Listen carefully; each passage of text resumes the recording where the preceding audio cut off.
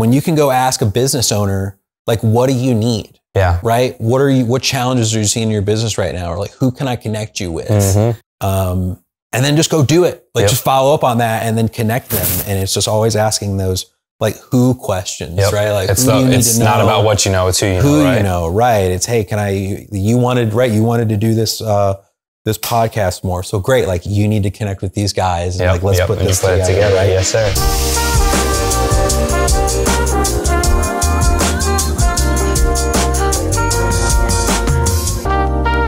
What's up, guys? Welcome in to another episode. Today we have real estate mogul himself, investor. You can fill it up. There's a million different terms. You give him networking guru, everything. He's the man. If you're in Knoxville, he can plug you with just about anybody. And if you need any advice, real estate, we have the man, Cory King, in with us. How you doing today, Cory? I'm doing good, man. Too blessed to be stressed. Man, yes, sir. You're a busy man, so I'm glad we got to get you in here. We got the phone on silent just for a little while here. Absolutely. I know it goes crazy, so we're going to have a good time. And let's go ahead and get started. Let's turn you around here. I think we've pretty much, you know, we've got a usual for you. Do you want to switch anything up or same as always? Same as always, man. Maybe like an extra like half inch, an inch off the top. It's getting to be summer here soon, so it's going to be hot. Yeah. Give you a little extra time there. Everything else the same? Everything else the same. Perfect, man. We can do that. How we doing today? Doing good? Doing good? Doing good, man. Yeah, it's been a solid day. Got to hang out with the babies this morning. New father of two? Dude, yeah, father of two. Going well? Doing well, man. Our oldest is 2.5. He's almost, he's older now. He's almost 3. He'll be 3 here next month.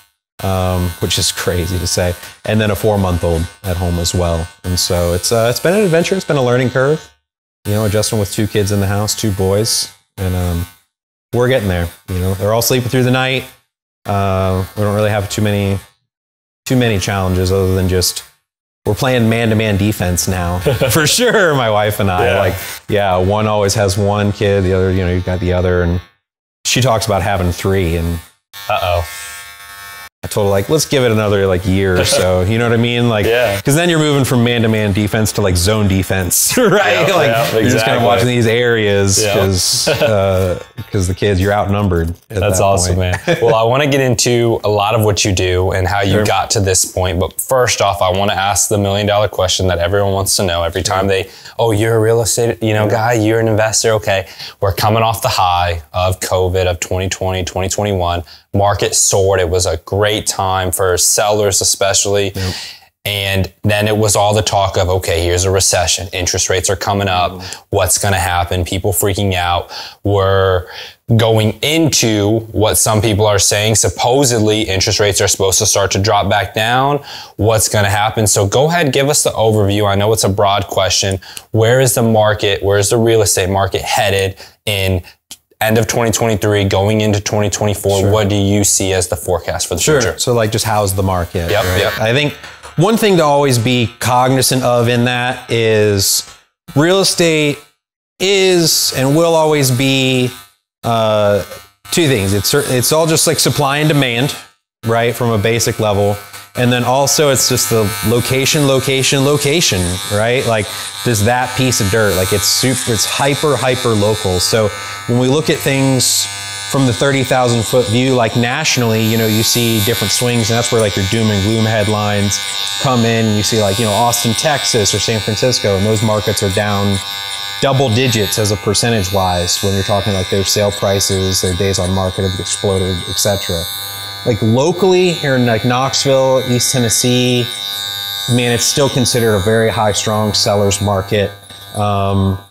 Just the demand still certainly outweighs our supply. I know our rental occupancy in this town is somewhere in like the 98, 99% range, which is actually considered over full. Like you might hear that and think like 100% is full. Like, no, actually they consider full in the 92 to 95% range. Like that's really full max occupancy. So we've still just got such a low shortage of housing in general and so much more demand that's keeping our local market super strong.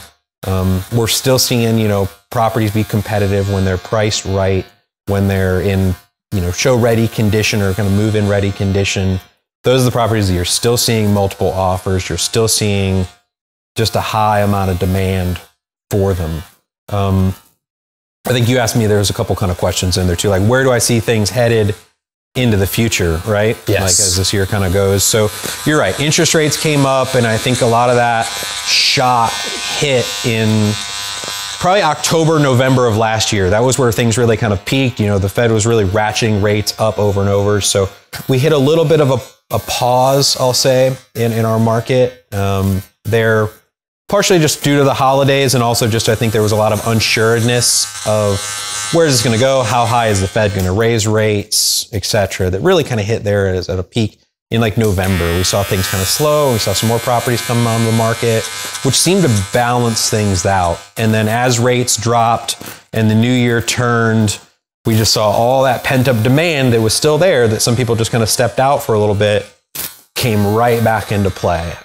We just saw over the last week or so, right? We're in early March now. So just over the last week, you know, Fed raised rates again, where people were seeing pretty consistently as buyers, rates in the high sixes, low sevens. That's going to continue to adjust, I feel, for the remainder of the year. I think that the Fed is just going to constantly keep kind of tweaking it and figuring out where the sweet spot is, but I don't see it really slowing down to a point. Like, there's so much more demand out there of home buyers than there is homes for sale, that's going to keep things pretty stable for, I think, certainly the remainder of the year and probably beyond. If we're looking at it from a local perspective, nationally, you got to look at things more like job loss, you know, where big companies just like ripping people out of there. You know, you've seen like Facebook and Google and some of these other like tech companies getting rid of people at like in mass. And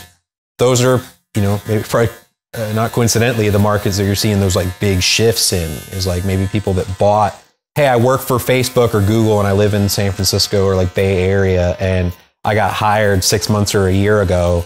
And then now this year around the holidays, my position just got like liquidated. And those are the people that have to certainly sell their home that they just bought a year ago, kind of thing. That those are the folks in those markets that were really hitting some challenges. Locally, we're hiring a bunch, so I don't really see us slowing down, dude. To be honest. So what are you encouraging your clients? What's your piece of advice? People are coming to you wanting to sell their home, and they want your advice. Is this a good time, or should I wait a little bit? What's your advice? Man, there's no way to perfectly time the market at the end of the day. Like, ultimately, you have to look at just your own personal situation, and, you know, do you have to move or not? You know, I'll say that. Like, don't force it. Don't try to put a square peg into a round hole. Like, largely the big movers have always been for people like job loss, job gain, add to the family, growing family, downsizing, death, divorce, etc. Like, major life events tend to prompt a move. Here the last like couple years where we had artificially low rates, we had, in my opinion, kind of a more of an influx of the, what I was referring to as like the recreational buyer or seller. Like, oh, money was still so cheap to borrow, and like, hey, I know we bought our house a year ago, but we made $100,000, like, let's let it rip. Like, those people are like, that's gone now. Now we're still just back to just a real market. And so for those folks that, if you're, you have to look at your numbers, you just have to look at your life scenario is going to be the real determining factor as to if it makes sense to actually move right now. If it's not a have to, then man, sit tight. I don't know. I don't really see a reason to move if you don't have to actually pull the trigger, right? Give us something, man, off the top of your head that you've just seen, and give it something recent, just something that's a misconception about where the market is right now, and something that maybe people, like you said, they hear from the national news and they think it applies to them locally, or just something that's a normal misconception in real estate that you hear often. Super one that comes up all the time is people thinking that they have to have 20% down to buy a home. That comes up all the time. I mean, certainly around your first time buyers, all the time. I always hear like, oh, I don't have 20% down yet. Like, really, there's programs that are out there that are available to come in with essentially 0% down. They're 100% financed loans, or even getting in at, say, like a 3% or 5% down is really all you need to just get your foot in the door. So if you're really in a position where you think that you've had to pay 20% down to buy a home, that's wrong. Like totally wrong. Get with a lender, get with a real estate agent, and have that conversation to really know what all your options are that are out there. That's a huge one. Now, more than just for you as being a real estate agent that helps people buy, helps people sell, you are very in tune with the investment side of things and with long-term rentals, short-term rentals. And so maybe we have someone watching here that, they are in their forever home or they don't want to move. They're not interested in buying or selling another property for their own selves to live in. But on the rental side of it, that may be something they're interested in. And you hear a lot of times, a lot of people will say, invest in real estate, invest in properties, whether that be a duplex or a rental house or Airbnb, right? A lot of people are interested, but I think, and I know this from talking to you, being on this side of it, it's like, I think, oh man, well, if you're going to do that, you have to have, so much extra funds. And that's a really hard thing to do to get there. You have to have multi-millions of dollars. And you've told me multiple times, because you've invited me to your class, and you say, come out. And I said, man, I'm in a spot right now where I'm building this business. I'm building my family. I don't know if I have those funds to be able to do that. And you're like, dude, it's a lot simpler than you think. So talk about that a little bit and, kind of some of the miscues that people have where it's like, dude, there are other options out there, right? If you don't have, the money to go put down 50% cash or 100% cash on a property, there are other ways to do that, right? Oh yeah, totally. I mean, there's a reason why all the wealthy people in the world have real estate as a part of their portfolio, right? So I'm a big fan of always looking to who the successful people are, and then just try to model those behaviors and kind of what they're doing. So yeah, absolutely. All the wealthy people in the world, I mean, really they all have a stake in real estate somewhere. It's certainly one of the biggest ways we build generational wealth in this country since the beginning, right? Again, it's always been about kind of owning and controlling that piece of dirt. Certainly, again, yeah, you don't need 50% down to get into most investment loans are going to be around 20% on average, 20-25%. And to that note, you really don't even have to have the money if you can find the deal, right? I know plenty of people who will step up and provide all the cash to buy and fix up a property if it's a good enough, right? If it's a good deal. And so there's ways to work out partnerships. I've done this personally, where you've got the deal, you've got the opportunity, and you want to bring in somebody to partner with. I knew people will do that all day long. I personally will do that deal all day long, right? If you can find the right deal, I will happily come in and help kind of fund that process and help walk you through the steps and really kind of help you quarterback it. And you just split it at the end of the day. But investing in real estate is going to continue to be one of the biggest things. And for us as parents, right? I look at this now, I think you should really have one rental property for every kid that you have. Okay. And here's why I say that. One is it's a way to position cash for a long-term appreciation gain, which is largely what real estate is. It's a long-term play. You look at it now, your daughter's how old, Jonas? She is about to be 2. About to be 2, yeah, right? Maybe by the time this comes out, she's 2 years old. That's awesome, right? So what would it look like if you bought your daughter a rental home now, right? That you put the cash in, you buy it, and you hang on to it, and by the time then she's 20, you've got a home that is possibly paid off, if not close, that's been paying for itself and somebody else has been servicing the debt, and you've made a little bit of cash flow off of it. You could then, when she's 18 to 20 years old, either sell it, right? And if she's going to go to college, that pays for her school and then some. Probably even then a down payment on a property in the college town that she's going to be going to. So you get to start that play over again, or you just hang on to it. And then you can say, well, hey, when, she's 18 or 20 years old, you can then hand over that property to your kid and say, I'm going to get you on this journey now. And if it's paid off, you can put your kid on the deed, transfer it over. They can then go take out a small mortgage on it, let's say $100,000, and then they can use that to start their next journey, right? That'll pay off your car, and that'll be a down payment on their own home. And now your kid gets a home that they're going to live in and a rental property they inherit that they get to just kind of continue that journey. It's a powerful tool, man. It's something that can really change lives. Because I definitely want to get into, your journey. And so let's talk about that. Let's, did you always know you were going to be in real estate? Is that something you've wanted to do since you were a kid? Or at what point did you start to get attracted to real estate and jump in? Where does it start for you? So for me, I guess my real estate journey started, Grew up in Florida, right? Yeah, I lived in Florida at the time, and so I didn't go to college right away. Like coming out of high school, man, I was really schooled out. School was not for me, and so I got to a point I started, just working full time in the restaurant business, and by 2021, I'd been having some success. I'd gotten into management, like I was on a journey there, and I still was doing a lot of the comparisons to like my peers, right? And I'd see my friends on Facebook that are graduating college and coming out to do all this stuff. So there was a little bit of, I don't know, like you beat yourself up a little bit, right? It's like comparison is the thief of joy. And so you see like all these other people coming out and like being successful. And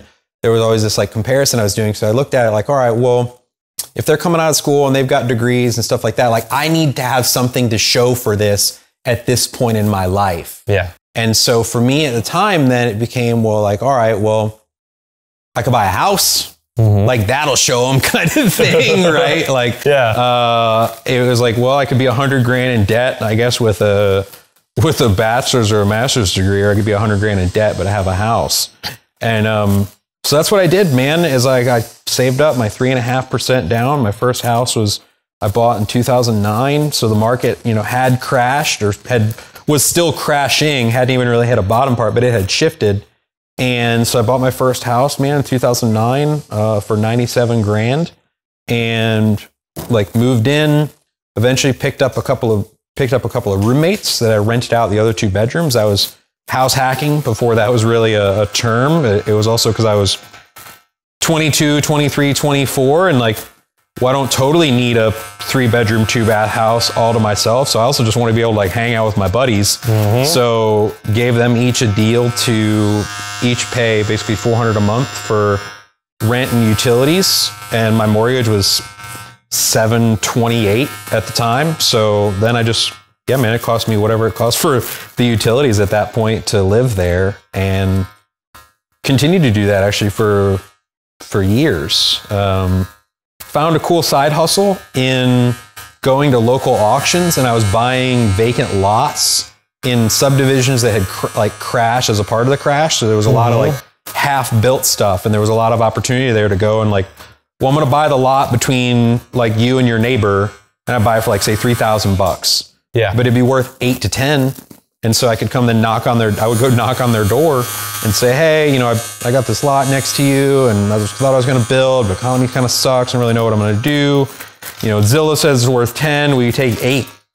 And I did a lot of front porch deals that way of just like hustling, right? Of like finding a little side hustle. So I did that for a number of years and started bringing some of my friends to these auctions, kind of showing them the way. And so I always liked real estate, but I didn't really consider it as much of a career path, really until I knew I kind of hit a ceiling of achievement in my restaurant business, that I started looking for the other, like, what's next, There really wasn't the next spot for me there.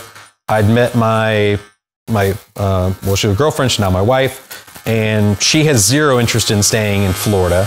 Yep. So I was like, all right, well, I'd been there for 13 plus years, so I could see myself leaving. I didn't have any like super serious ties. That we then looked around. She was kind of hunting for a job after getting her master's degree. I've got family that lives here in Knoxville, so we kind of did a road trip / job hunt for her, and she got a really good job offer for working at an autism center here in Knoxville. And then I sold the house there in Florida and made a good probably $100,000 coming out of that. And that afforded us the opportunity to kind of move to a new town and restart. And it was through that restart process, I knew that I didn't want to go punch the clock for somebody else. I couldn't do that anymore. I'd hit that point right as like a general manager and like owner operator at a restaurant in Florida, to where like I was writing the schedule, and I was doing the orders. I was doing this stuff. So like I didn't like the idea then of being under somebody else's thumb that like told me when I had to come punch in, right? When I could and couldn't leave. Like, dude, the idea of that now is just, I can't fathom it at this point. So I knew I needed something that could give me that, that kind of flexibility in scheduling. And, yeah, dude, real estate just kind of started to make sense for me. Dude, then just went through. It's so funny how easy it is to get your license ultimately.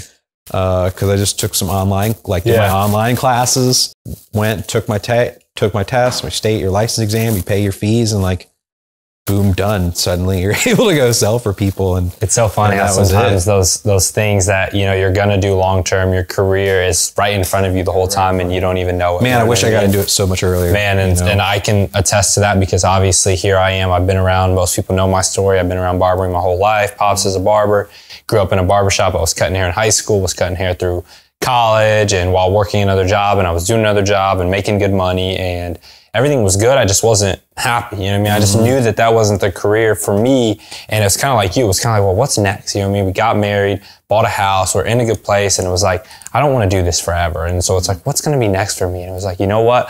What do I genuinely enjoy doing? And what do I genuinely see me potentially having a future outside of just going and doing something random, doing something new? It was like this. And it's amazing now looking back on it. It was like, man, I should have started sooner. I should have opened the shop, went to school for it 2 or 3 years sooner. You know, where would I be? But it's just awesome how sometimes it's right there in front of you and you don't even realize it, you know? No, it's really cool. And it's cool to see, like, right, when you find your passion, you find what you enjoy doing, man, it doesn't really become work anymore.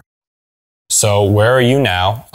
You're currently, what is your main number one focus? Yep. So for me, right now, I'm four years and some change now into my real estate sales career, and still love helping people buy and sell. I'm really passionate on that investing space, though, working with investors and really showing people like how to invest. Right, I love working with people that are experienced and have done it hundreds of times, and I really, really love working with people though who have always thought about investing in real estate, right? And want to know more. And so, you know, my wife and I, we're on this journey of buying and renovating, kind of flipping houses and holding things as rentals for kind of long-term wealth growth, right? Long-term just cash flow. And so we've partnered with a real estate investing network called Grid, right? And my business partner and I, Justin Myers, run the local Knoxville Grid community. And that's an opportunity for us. Every month we get together the first Wednesday of every month, and we systematically work through the life cycle of an investor. So each meeting is a different topic. And we start small with things of just like, who do I need to know? How do I build my dream team, right? Who are all the kind of pieces I need to do this the right way, to how to find deals, how to creatively finance those we just talked about this past month. We talk about how to estimate your renovation costs. And we kind of even dive into some more sophisticated topics revolving around using your self-directed IRA, right? How do I set up a syndication fund, which is like where you go pool money collectively. Like if we are in this room, we're all going to go pool our cash together to go buy an apartment complex. Like how do you do that? How do you structure those deals? So that's, man, my big passion project is hosting that Grid event every single month, because it's just an opportunity to connect with people. You know, we get 50 plus people in the room, and it's just always an opportunity to network and learn and share stories and do deals. You know, there's active like people that are in the room that, you know, bring deals to it, that share. And it's cool to see, it's cool to be that connector, right? To like show people how to do this, and then show them how they can go out and hunt and do this for themselves. And then also see people like partner and collaborate in the room, which is awesome. That's the best. That's the most rewarding thing. So we're talking about Grid. We're talking about your class that you host with your friend and partner, Justin Myers, who's also a client, great guy. I can vouch for both of them. Now, let's say there's someone watching this and they're interested, and this is something that they have a passion about, or that they just want to know more about. They just have questions. Is this class only open to people that have their license, or is this open to anybody that's just wants to know? Is it open for the public? And even if someone's like, hey, I don't even know if I'm going to invest right now or in the next year or the next 5 years, but I want to come, who is this class open to and where can they find it? Yeah, so this is totally free. It's an opportunity for people to go out, learn, connect, right? So it's totally free. You can find out about our local community at gridknoxville.com. That's GRID Knoxville.com. There's a Facebook group as well. And there's also just the national group is Grid Investor on Facebook. You can find that. There's opportunities. It's totally free. It's rooms that you can get into that are, you find people that are doing this at like a high level and own hundreds, if not thousands of properties. And you also find people in the room that haven't started, don't know where to go, right? And it's a great place for everybody to come in and learn and share and grow together. And so it's totally free. You don't have to be a real estate agent. You don't have to have done this a bunch of times. You know, there's people in the room. There's people that just showed up that have been, you know, past clients of mine that I've been talking with for like years and years. And it's not, it's just they've finally kind of come around. They've gotten into a position where they're maybe ready to start making moves. So they're showing up and they want to start learning more. And it's been awesome to see people kind of go on that journey. I'm a big believer too in the, right, it's like when the student is ready, the master will appear. And it's just that, like, we're continuing to do this. We've been doing this now for about 2 years here locally. And so it's cool then to see people that have been maybe interested and they're just starting to kind of like show up. And it's a great room to be a part of, man. It's my literally favorite day of the month. That's awesome. I love to see people that are that passionate about what they do and truly helping other people. I mean, that's the number one priority, investing in other people and seeing them grow and continue to pursue their passion. I mean, there's nothing better than that, right? Yeah, I mean, that's awesome. That's the ultimate goal. Now, unfortunately, some people, you know, they hear things and they only listen based on, okay, does that person have any experience? So I want you to brag on yourself a little bit. I know you're a pretty humble guy. You don't share a ton of numbers and things like that, but I do want you to brag on yourself a little bit just to kind of give, you know, people that don't know Cory King, to give yourself just a little bit, you know, of a reputation there where like, hey, I should be listening to this guy and this guy does have something to offer me. Your portfolio, and obviously you don't have to go into numbers as far as dollars go, but your portfolio, where are you currently sitting at with, you know, being an agent and also being an investor? Yeah, man. So from the investing side of it, right, my wife and I, we've been able to accumulate about half a dozen properties. And that's a mix of stuff that we own. And then there's also some stuff that we own in partnership with some other people locally. You know, Justin likes to brag on me more, you're right, than I like to talk about myself. But, you know, we've surpassed that net worth millionaire status primarily through real estate has been a big vehicle for us there, which is kind of trippy to say, to be honest. It's probably why I don't like mention it a lot, is because it is kind of wild. And this is why I opened it up with saying you were a real estate mogul. Go ahead, keep going. Right. And but yeah, we've been able just to, you know, just cherry pick, just pick up stuff. I try to flip 1 or 2 properties a year, and we try to buy and hold 1 or 2 properties a year. And that's been a nice, steady path for us to get there here over the last couple of years. And, you know, as we've continued to keep growing, I'm sure we'll kind of keep doing more and more. But that's largely been my goal, is just to like, well, hey, if I can flip 1 to buy 1 each year, that's pretty good, right? I looked at that as a pretty good number of success. And sometimes go back, like, I try not to do the compare myself to others in that respect, because comparison is totally the thief of joy. And you see other people like, oh, dude, they're doing hundreds of these a year and stuff. Like, that's awesome. But for us on our journey, like, I've been very, very blessed to be able to kind of handle that, you know, flip 2 to buy 2 per year. And that's just like a nice, steady growth for us. Long term. It's been nice. I was able to retire the misses kind of through some of that passive cash flow. So, you know, the income that we have in allowed my wife to kind of step out of work. She now gets to help me in my business, which has been really cool as well to have that partnership, right? And just allows us to keep growing. It's been really, really cool.